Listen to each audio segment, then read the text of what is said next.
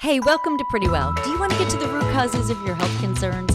Do you find yourself Googling, why do I feel this way? And looking for solutions to feel great again? I'm Lisa Smith, and I too felt exhausted, achy, and like I was aging too quickly. I wanted to look and feel like myself again, and spent way too much time and money going to practitioners, even functional medicine practitioners, and not getting results. So I became a functional medicine practitioner myself and learned how to identify and fix root causes to health issues. The good news is there is so much you can do to reclaim your wellness. In this podcast, you'll find quick, simple, and evidence-based guidance that you can easily fit into your day so your energy will be soaring, your mind clear, and your skin will return to its beautiful glow. Let's dive in.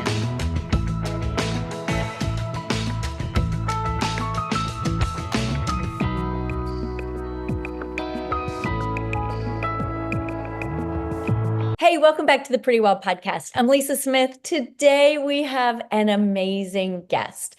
Today we're talking with Miriam Jacobson. Jacobson. I'm going to redo all this.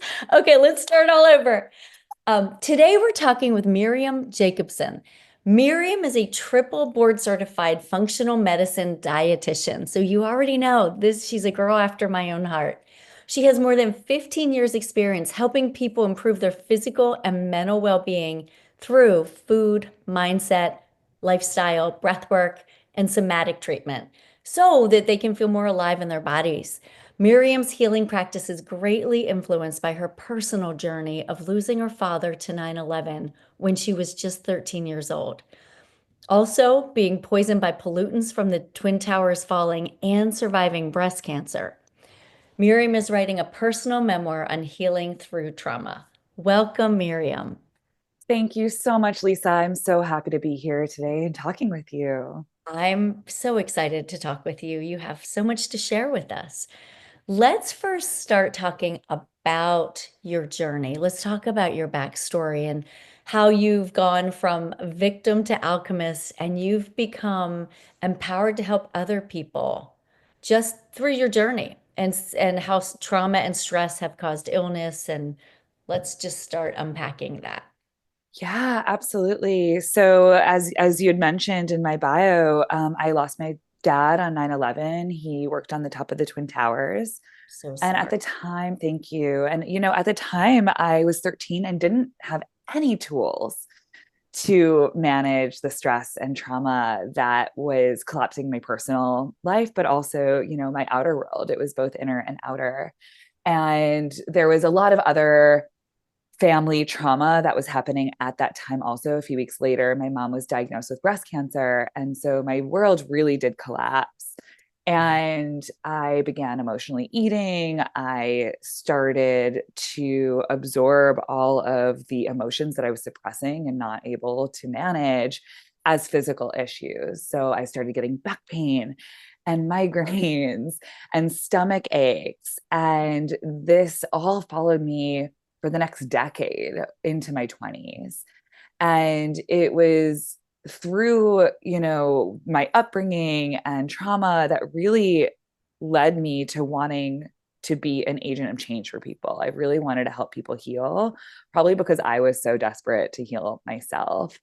And in that time frame, I had found a trauma specialist when I was 18 years old. I finally decided to address the emotional issues that I was experiencing and the PTSD that I was holding in my body. And even through working through that PTSD, I was still having physical issues. And that's what I finally was able to address in my 20s. I was hungry, nauseous, in pain, tired all the time. And my doctor was like, "Oh, you're a woman. It's because you're a woman. I don't know. It's hormones." And of course, it's So like helpful. biggest eye roll moment ever. And, and at the time, I was the assistant to a functional medicine nutritionist, which is how I discovered functional medicine. And she's Oh, like, "No, let's do some testing." And yeah. so that's when I discovered my food sensitivities, started incorporating functional medicine into my body. And I was like, holy moly. And within 3 months, I think it was like 2 or 3 months, every symptom I was experiencing disappeared. So I really do believe that it was the combination of finally addressing the emotional pain and the trauma and healing my nervous system, Mm, combined with the power of nutrition and functional medicine and really resolving what was happening underneath the surface. And I think wow. those two things was really powerful in my journey. And I was like, oh my gosh, I need to help people do the same thing. Yes, because you have seen firsthand how your life was completely transformed. But how interesting that it took so many times, even in the functional medicine world, we see people who have been addressed kind of like in a conventional medicine way in terms of like they've gotten different testing done and they've gotten different supplements, but they don't seem to get past that point of feeling really good again. And you bring it up such an important point that you had to heal your nervous system too. It's not, it just didn't work just to heal one of those things.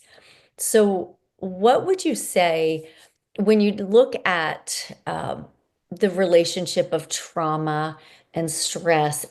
What would you say is being overlooked right now, and how can that change for people? I think that people really want to take action. Hmm. I think it's of two camps, but I think a lot of the people that I work with and that are probably listening to this podcast are go getters and they're proactive and they see an issue and they're like, okay, what's the next best action for me to support myself? And I think that's such a beautiful thing, right? Yeah. And at the same time, sometimes there's not an action. And sometimes we need to learn how to embody that work and take a step back and ground our nervous systems and get out of that like action oriented mindset. I know that's for me, a lot of that medicine was learning how to slow down and learning how to soften. And it's Wow. not something that we can learn and it's not something we can do. It's like the rest is the action, which can feel so uncomfortable, I think, for so many people. Yes, absolutely. So what did that look like for you, learning that rest? What was it went from this to this? What did that look like? Oh, I wish there was like a very neat little like before and after, but I have to say it's been a really messy journey. No, it's never very neat.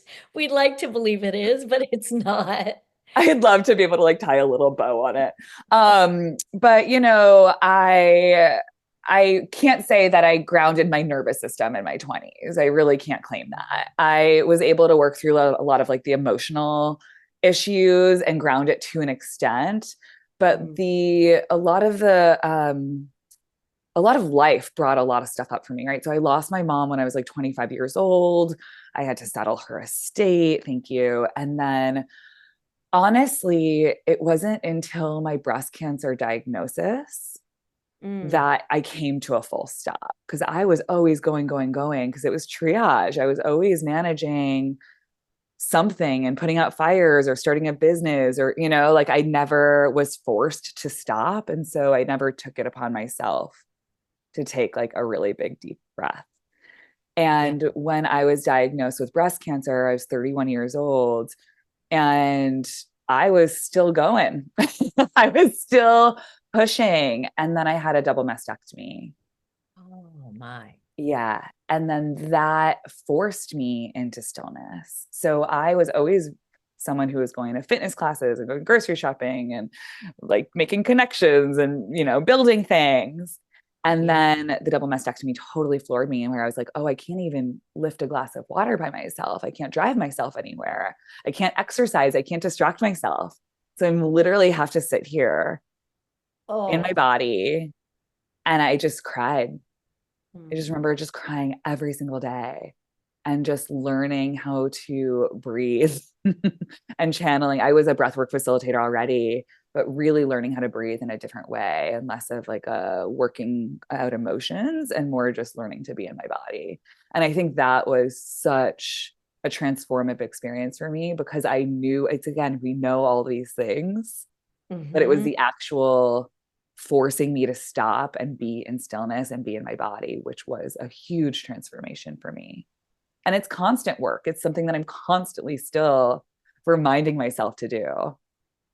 That's the hardest thing to do because that activity serves a lot of purposes, like a lot. It's very productive. It Hmm. helps us to concentrate when our mind wants to be scattered. It helps us to avoid things we want to avoid. It's very purposeful. And so when you had to sit and just be still, I mean, we tell people to do that all the time, but to do that is the hard part, really. Yeah, absolutely. And I think, like you said, it does serve a purpose. Like we have to be humans in the world. We live under capitalism and we have to support ourselves. Yeah. But it's a fine line. It's when does our like going become a coping mechanism and a way to not drop into the emotion? For sure. So, what have you found as you have done all this work? What have you found the effects of trauma are, say, on the gut? Yeah. So our gut and our mind and our nervous system are all deeply connected, and as you know, intimately, and as I know many of your people know as well. And our vagus nerve is the longest nerve in our body that connects, goes from our cranium, from our skull, all the way down through our gut. And we have 500 million neurons just in our gut. That's more neurons in our gut than we have in our spine. Mm, And so when we're dysregulated, when we're going through stress, it's going to reduce blood flow to the gut. It's going to reduce digestive enzymes that we're able to produce.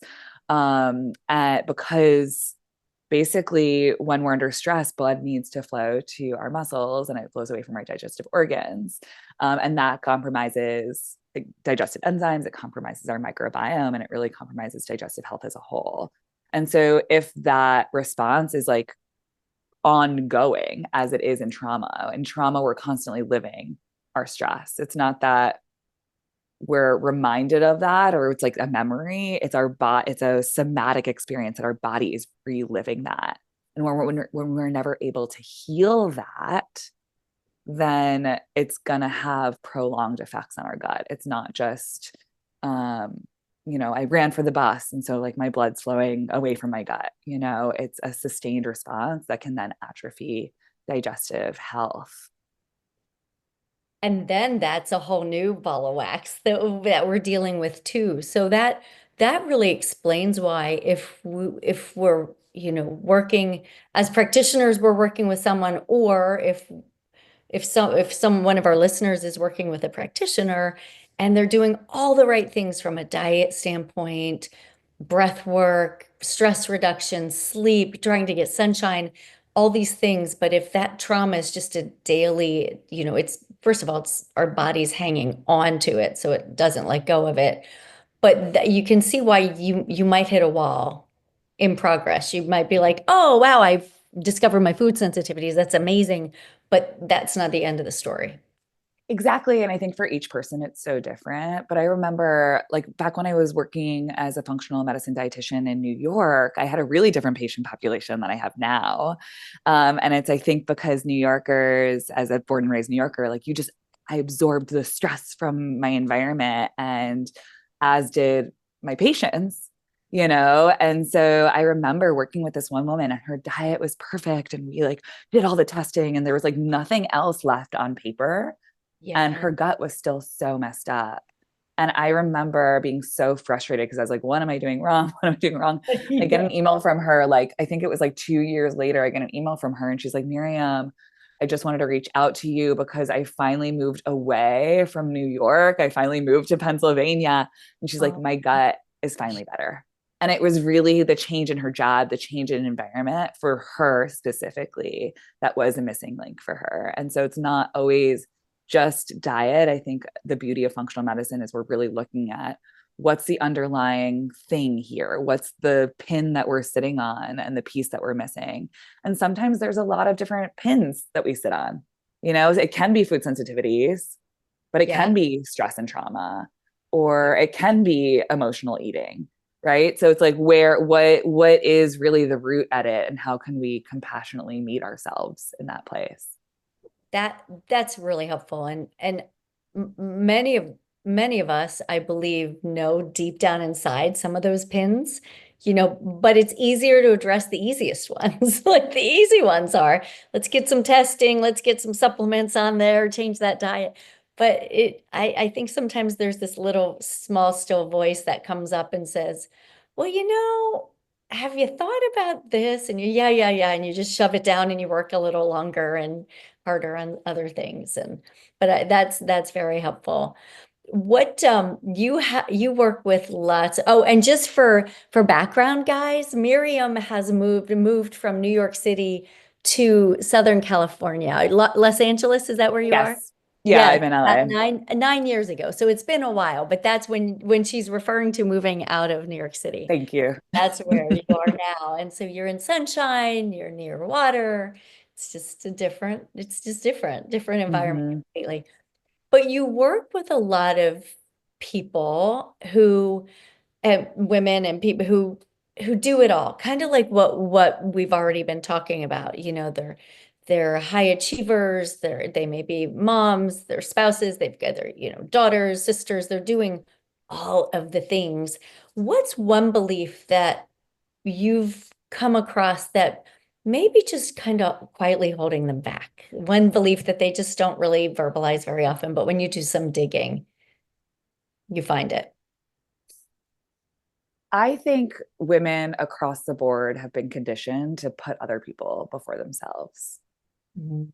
We're the Yeah. caretakers, we're the caregivers, not only for children disproportionately, for the Mm-hmm. most part, I guess, um, but Yeah. also for parents as we get older. And I know a lot of women that I with are in this sandwich generation where they're taking care of their parents and they're taking care of their children, Yes. And so what I find is most women put themselves on the back burner where it's like, oh, what's the leftover time for myself?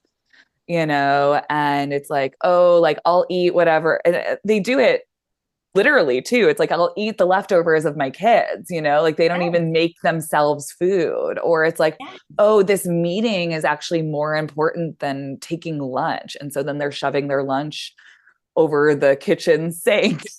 And you can't digest properly when you're doing that. When you're stressed and then, like shoving your food down and not really chewing it, like that's not good for your body. Right. And so I think that there's this belief that a lot of women have that other people are more important than themselves. And that gets translated in so many different ways. And I think we need to start flipping that script because it's the one we're well taken care of. And when we can create space for our own well-being, we can show up in greater ways for the people around us. And I know it's so basic. It's so basic, but it's like, oh, like who has the time to eat? I It's know so many women who skip meals because there's no time or they're like shoving a bar in between. Like that's not self-care. And no. self-care doesn't need to look like a bubble bath. It could be literally sitting down to lunch. Great point. So profound. First of all, I feel a little creeped out, like maybe you've been spying on me for many years. I was the mom who ate the leftover grilled cheese Yeah. sandwich on my kid's plate. Like, oh, I don't need to make my own lunch. They won't eat it all. I'll eat theirs. Oh, there's a little tomato soup left there. I'll have that while I'm at it. That was, I resonate with that big time. I was the practitioner who would work straight through seeing clients from 7 a.m. and I wouldn't get home till 8 p.m. and I never took a lunch and was exhausted. And because who had time, right? You're trying to do all the things. And in retrospect, that is so self-sabotaging. It's Mm-hmm. not even, maybe as a mom, you get enough to eat, eating off your children's plates. Maybe you still do get enough to eat, but what's the subtle message that you're reinforcing? Is that you're not worthy to take a little extra time for yourself. And that is a ripple effect that affects everything. Oh, absolutely. And yeah, you might be eating off your kids' plates, but is that the food that's really going to actually make you feel uplifted and nourished and vibrant? And also the irony, like I do this, I used to do this all the time, and I'm trying to flip the script again. It's constant work.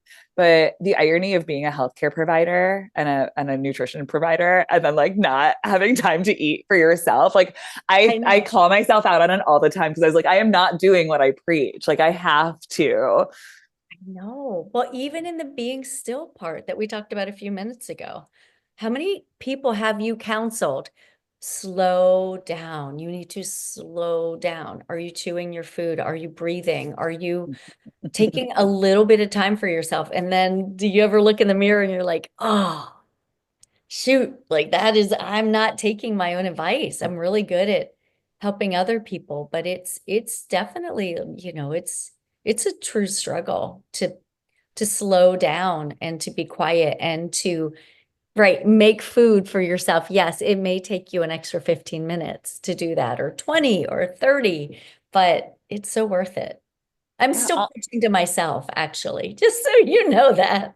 totally. And honestly, it Mhm. sometimes takes me 5 minutes to put together. Like it took me 5 minutes to put together my lunch yesterday. It was a beautiful salad. I ended up buying a rotisserie chicken and I sliced up like a cucumber and a tomato and put some crouton, like chickpea croutons on it. And I was Oh, like, gosh. it's delicious. This took me 5 minutes. Yes. It No, really doesn't even take that long when you think about it, and when you plan accordingly and you make it a priority. So, there's the lesson. There's the lesson. Maybe even, so as dietitians, I know we teach people how to meal plan and prep for the week, and then you're well on your way. There's stuff in your fridge. You can pivot at the last moment, but you're not running to the store or punting and ordering pizza or whatever. But even for ourselves, just that self-care, that little bit of planning on a Saturday or Sunday for the rest of the week. How am I going to take care of myself this week? That maybe should be one thing in our protocols. We start a yes. little self-care box. So on Sunday or Saturday, you need to carve out this amount of time just to prep for your week. How will you treat yourself well and care for yourself? Something that I have been getting into the practice of doing is when I do that, me in the moment is always like, Miriam, thank you so much, past Miriam. Like, she loved me so much that she like put all this effort and thought and energy into preparing for me now. And me now is so grateful. And so, like, I almost, when I make the right, like the good choices for myself and then I experience the benefit of it, I always make sure to thank my past self because it's reinforcing that. So smart. You are reparenting. Yeah, it You're totally reparenting. is. And it's a way for us to nourish ourselves, not just physically, but also emotionally, energetically, right? Because nutrition for me transcends the physical. And I think that's where the conversation gets really fascinating is Okay. how Yeah. does food, right, not only nourish our physical bodies, our biochemistry, et cetera, right, which is fascinating in itself, but then how does it nourish our spirit? How does it nourish our sense of well-being, our reparenting, our spiritual self, our cultural self, our emotional self, right? There's so many layers that food can have beyond the physical. Yeah. Yes. If we're dietitians, then food is our love language. That Oh. that's our love language. My kids, I have a 19-year-old and a 21-year-old, and they're like, quit pushing food. And I'm like, it's my love language. I can't. I have to push food. That's what I do. Yeah, that's why you love me. Like, so, but it's so funny that you say that, because if we're, no, it really is. That's true. Food is an expression of love. If we're making someone a nice dinner, whether it's for someone else or ourselves, it is an outpouring of love. It's not just something that you do mechanically. There's heart and spirit and energy that goes into that for whoever that you're making that for. Yeah. And so when we really think about it, it's how do you center yourself as another character in your life, as like another like child that's sitting at that table. Yes. And you being kind to yourself, I just want to dive a little deeper into that point. You saying, thank you, Miriam, thank you. That also, I find another hidden saboteur in women's health is how they speak to themselves. Mm-hmm. That is this, nobody hears it but them. It's in their own head, but it's that, oh, you're so stupid. You're not fast enough. Look how you look in the mirror, and then you pick apart those things. That script, if we begin with shifting that script to how we would treat everyone else, especially someone we cherish with all of our heart, and we say, Miriam, That's amazing you did that today. By the way, you're looking awesome. You know, just that kindness, what you would say to your best friend or a little kid or someone you love so dearly. And if we start there, that is foundational. 1,000% yes. I think we're just like yes women in each other right now because because I couldn't agree Yes, yes, more. we are. Yes. Well, because like that inner critic, right? That's like the voice of fear. That's the voice of resistance to change, right? But that is social conditioning too. Mm, We're not like born hating ourselves. right. We grow up in families, we're exposed to media that like, that profits off of our insecurities. We Yeah. are exposed to churches and religious organizations that want to control us, right? And so there's all of these voices that aren't our own, really. We've been truly conditioned. And And so when so, we can understand, like, where are they coming from? How are they actually draining us? And like, what are they really costing me? And what would mm, my life look like if I were to change the conversation? Like, that's really the first step, I think, in shifting those voices. And then really remembering, like, you're a badass. Like, like, look at all the things that you've done in your life, yeah. and really beginning to celebrate yourself and reinforcing each tiny little decision. Like, so many times we're like, oh, I shouldn't eat sugar and I'm so stupid for eating sugar, blah, blah, blah, blah, blah. Right. Instead of that, what if you're like, oh, like I had like a beautiful salad for lunch today and I'm so proud that I Mm, made that choice for myself, you yeah. know? Like when we can start talking to ourselves, like you said, like as that loving character, It it it can really begin to change things. it's a game changer because then we begin to change our identity. I believe that we get shoved into these molds of people pleasing from a very early age. And even in schools, we want to be accepted. So we tone down parts of our personality that may be too much or too whatever from a societal standpoint. And then we become this this image of what we think everybody wants, and it takes a while to figure out, wait a minute, that's actually kind of not who I am or what I think. And it's time then to dismantle that and then begin that self-kindness and that identity building, like building yourself back up, like, oh, you did a great job today, that's amazing. When you mentioned we're not born not liking ourselves, how many little kids, I love this, little girls, my daughter, I used to say this, I'd be like, you look so pretty today, and she'd look up at me and go, I know. It's like, I know, I do look so pretty today. And so you're right, little kids, they don't have that baggage stuff, and that's a beautiful thing. Can you imagine if we got a compliment and we started being like, I know. And we can start saying thank you instead of being like, no, no, no, no, no. What if we were just like, thank you? Like the lesson in receiving. Yes, Thank you. My hair does look really good today. I was I'm really really proud of excited it. about it myself. Oh, it's so good. So good. We should just all reach out to each other and just start shooting like messages like, you look amazing today. Like, like keep building each other up until we begin to do it ourselves. But yeah. So let's talk about, we're gonna do a little bit of a pivot. Yeah. Let's talk about somatic therapy because that Mhm. is not something that people know a lot about. Share with us how you help people from that standpoint. Yes. So just for some clarification for people who have never heard of somatics before, Mhm. somatics basically means happening in your body.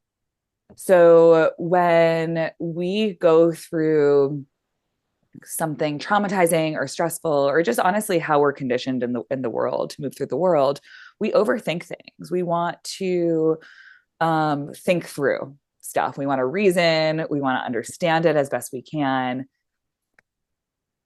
But when it comes to trauma specifically, we hold trauma in our bodies. For anyone who doesn't know the book, The Body Keeps the Score, it's an amazing book all about how our bodies hold on to trauma. And when it comes to the overthinking, that's how we want to deal with it. But with somatic work, it gets us out of that head. It gets us out of those overthinking thought loops and gets us into our body to speak the language of the body. And so, yeah, you were gonna ask me a question. Yeah, I was just gonna say, what's an example of what that Yes. looks like? So, so an example would be, what sensations are you noticing? You're feeling stressed out in your body. What sensations do you notice right now? And you can start doing that. So I'm like, if I'm tapping in, what sensations do I notice? I notice my hands are a little clammy. I'm excited to be on this call, right? So I notice like a little sweat on my hands. I notice my heart beating a little faster. I notice heat rising to my skin, right? And so oftentimes when people are asked about sensations, they want to tell you about their feeling about it and they want to reason through it. Hmm. But the somatic work is really staying with that sensation. Is it cold? Is it warm? Is it bubbly? Is it bright? Is it dull? Is it sharp? Does it hurt? Is it pleasant? Is it neutral? Right. And so, really toning into, where is it happening in the body? Does it have a color? Does it Mm. have a quality? And so, really starting putting names to it is really how you start connecting with that sensation. And when you stay with those sensations, they oftentimes will move. So that's traditional, I think, like somatic work and how I was trained from the Somatic Institute in Boulder. But That's there's a fast. lot, yeah, there's a lot of different like ways that you could do somatic work. So I also lead people in breath work, and breath work is a different type of somatic work that helps people get out of their heads and into their bodies by just focusing on the cadence of their breath. Wow. So let's walk through what that would look like. You have a client come in and meet with you, or you meet with Mm-hmm. them virtually or however. Mm-hmm. How do you help them with breath work? Yeah. So it depends on what's coming up for them and how they're feeling. So there's different types of breath work that can support you through different states of being. So if someone's extremely overwhelmed and they're coming in and they're like all scattered, doing a breath work that really slows down the breath and really getting them to focus on their inhales and their exhales through their nose. Sometimes we'll do breath counts. So, one of my favorite breaths for calming down the nervous system, really tapping into the parasympathetic, is an inhale for a count of 4, Mm-hmm. hold for a count of 7, and then exhale for a count of 8.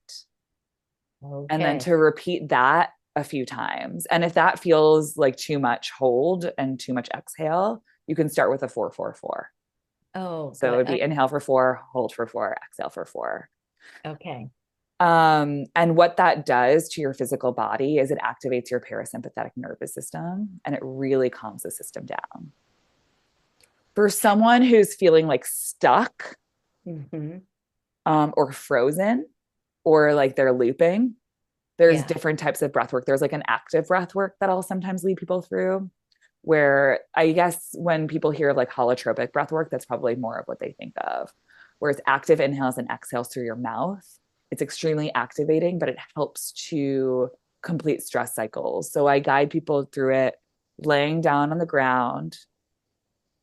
They'll be pumping air throughout their body. And then after 5 minutes, they'll usually start experiencing body sensations, tingling. They may see different images. I know when I've done it, I've had like waking dreams before, um, or I see colors, or you have different body sensations, temperature changes, um, different intuitive messages that come to you. And so, again, depending on what someone's going through, there's different tools that we can then offer them.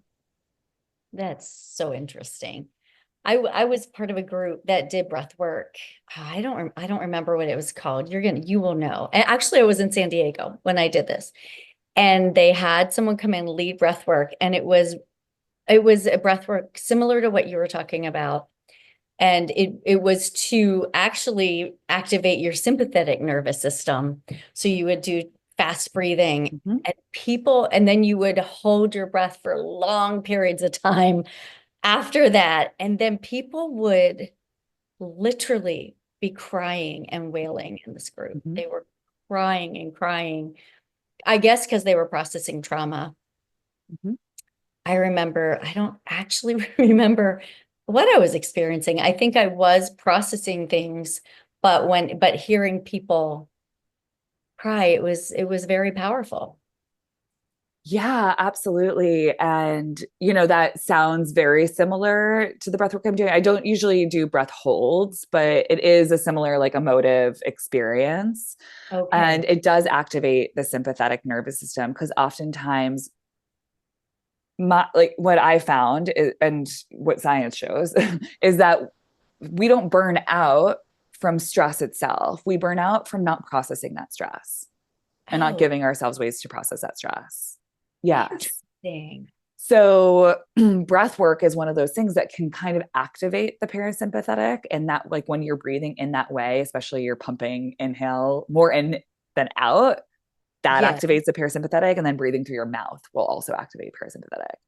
And Okay. so doing that activates us, but it gives us a way to complete our stress cycles in a safe place, Oh, right? When you're in that room in San Diego, you're in a safe place. You have full autonomy over your experience, which is often something that when you go through trauma, you have no autonomy, right? So you have autonomy over the experience. You're in a safe place. You're being held. You have full control, right? right. And so you're then able to move through that. It's like moving through the tunnel rather Oh, than getting stuck inside of it.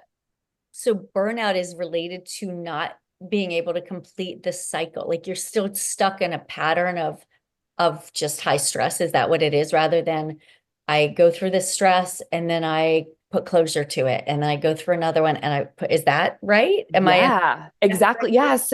So our bodies are supposed to be able to be activated. That's a healthy nervous system. We're Right. supposed to be able to be stressed. That's what helps motivate us, right? That's what's making me excited right now on this call. That's what helps me work out and have exciting conversations and feel sexual, right? Like, there's so many different ways that stress does support us, but stress isn't supposed to be turned on all the time. We need to be able to come back to a sense of safety in our bodies.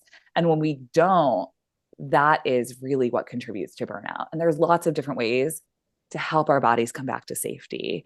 Breathing, I think, is a really powerful self-regulating tool, but there's other tools that we can utilize. We can co-regulate with people. Our nervous systems are wired for connection. When we are connected with people, when we open up to people we trust, when we hug our partners or kiss our partners, cuddle our dogs, that grounds our nervous system. When we That get into nature, those negative ions ground the nervous system. We do something creative or we play just for the sake of playing. That is really supportive for the nervous system. All of those things signal to the body to come back to a sense of safety. that is great information, Miriam. Just the fact that, we think about chronic stress keeping us on this state of, elevated cortisol all the time.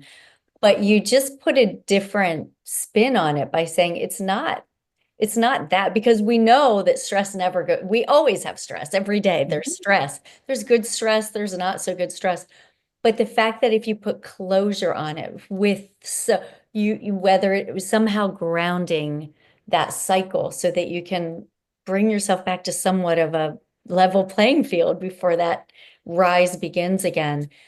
And you think about how well intentioned, but it just seems so ineffective when people say, well, just, take some time to relax, get some stress management skills, go for a walk. Those are all important. But if you realize that that's just grounding that cycle for you, that little tiny shift in understanding may make all the difference. Yeah. And, there are so many times that I'm like, I'm going to sit down and relax and I can't because I'm so stressed out, Yeah. And so sometimes just like sitting down to relax isn't even enough, right? Because we're still so activated and turned on. We need to be able to understand like what tools resonate with us. And there are different tools that are going to be helpful for different times. Like, you don't always need a hammer for uh, for something you need a screwdriver. I'm not a handy person. I don't know why I use that analogy. But It like, works. there's different tools for different things. It Even works. I know We all know what a hammer is. that. Oh my gosh. No, but that is very helpful. And just to think that through, there are many times I've been working in 2025 on learning to be still. I've got a long way to go, but I do try every day to take like 15 minutes. I'm just going to be still. That's all I'm going to do. It's very hard. That's a hard thing to do. Stillness without the scrolling, without the Yes. distractions, like it's just being with yourself. Yes, yes. And I have two dogs at home. And so they think if I'm being still, that is code for I should be playing with you right now. And I'm like, no, I'm trying to be still, like quiet. But it is definitely challenging. But when you know that, I don't know, I just think that that shift of saying there's purpose in the, I know there's purpose in it, but if I can make it a little more concrete of Mm. I'll just tell myself now I'm just grounding my stress cycle. This is one tool in my toolbox to do that. That might help me to stay more consistent. And I don't know if anyone else, if this resonates, but to pick something that is grounding and helps you to breathe, if you can put it at some kind of label like that on, maybe it would be helpful. Yeah, I know a friend of mine when I was recovering from my double mastectomy, she told me, she was like, rest is an action. And that became a mantra for me. Every time I was so uncomfortable with the stillness, I was like, rest is an action. My body can't heal unless I'm able to rest. And I That's understood that from like a physiological perspective, right? Because even physiologically, if we're running around, again, blood's flowing to our muscles, it's not flowing to our internal organs. We can't heal when we're right. in a state of stress. So That rest is an action and it's an essential action for healing. that is a great quote from today. Rest is an action. Tell your friend. I That is will. I'm that's, like, oh, she knows. that's going to be our tagline for today. That's fantastic. Well, what are some of your favorite things? If someone could take one thing away today, we've talked about, we didn't, as dietitians, get this, we barely talked about food. We only talked about that fact that it's our love language. But we did talk a little bit about food. We talked about stress management. We talked about the role of trauma in healing and addressing that. What's one thing somebody could take away from today? It could be a stepping off point in their healing that maybe they haven't tried yet? One of your favorite recommendations that maybe just isn't the run, like what people hear all the time. I think creating more space for yourself. I think that Mm, there are a million things that we can do for our health and well-being. And there's so many different, shiny objects, especially today, that we can be following. But I yes. think you said something really poignant earlier about how something along the lines of we know what we need to be doing, but it's usually the easiest things that we want to do first.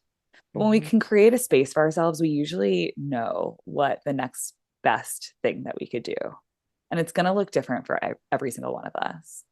But I think creating that space and finding a little bit of stillness to get that intuitive understanding and then to take that first step is going to be really, really powerful. And again, it's going to be looking different for me than it's going to be looking for you. And that's the beautiful thing, right? About healing and functional medicine and nutrition is there's no one size fits all. Hmm. Right. I love that in the fact that you create this space and this stillness, if you will, whatever that looks like for someone. For me, it might be sitting with quiet music and, staring out a window. For someone else, it might be going for a walk. For someone else, it might be, it could be any combination of things, deep breathing or, anything. But once we create, I love it that in the sense that once you create that space, that still small voice reminds you of one of those pins you're sitting on that you haven't yet been willing to examine. Yeah. Yeah, and it's uncomfortable, but it's Mhm. probably the biggest catalyst for change for so many people. That's excellent. So how do you work with people? Yeah, so I work one-on-one with clients, but I also do corporate wellness programming, which is something that I have been loving. And so I work with companies and I come in and I educate employees and we do nutrition programs. So I just launched one last week. I'm doing a 4-week series for a global beauty brand. It Hey. has been so fun. And tomorrow we're doing like a live cooking class Oh, that's where, great. yeah, so we're like talking about meal prep, then we're also cooking together. And so like everyone got ingredient lists and they're joining me in my kitchen. And so it's just really fun and really playful and just a really fun way to like improve wellness at work and improve team building. And so that's something that I absolutely love to do. That is amazing. So you have a 4-week program going now for this particular brand. Um, Yeah. And if anyone wants, if anyone's like, oh my gosh, I wanted to have that in my workplace, like that yeah. is something that I love doing. So please reach out. Okay. And how do people find you? Yes. Oh, so my website is everybodybliss.com. And I'm also on Instagram at everybodybliss. And those are the best ways to connect with me. Okay. Everybodybliss.com. That's your website. That's your those Mhm. social handles. I'll have those links in the show notes, but we all want to know, what are you cooking? What are you cooking tomorrow Oh, for what are we cooking at the class? We Yeah. are doing homemade almond milk. So we're doing almond milk from scratch. And Hey, then we're doing a zucchini and eggplant curry. that sounds so good. I'm so excited. Those are some of my favorite recipes. So I'm very excited to share them. That's going to be a blast. Okay. So, guys, you can reach out to Miriam either to work one-on-one, or if you would love to see your workplace wellness program, bring Miriam on, then go ahead and reach out to her at everybodybliss.com. Also on social, the same thing. Miriam, this has been so much fun. Agreed, Lisa. Thank you so much for having me. I feel so honored to be here. It's been such a joy. It has been a joy and an absolute pleasure. Thank you for coming.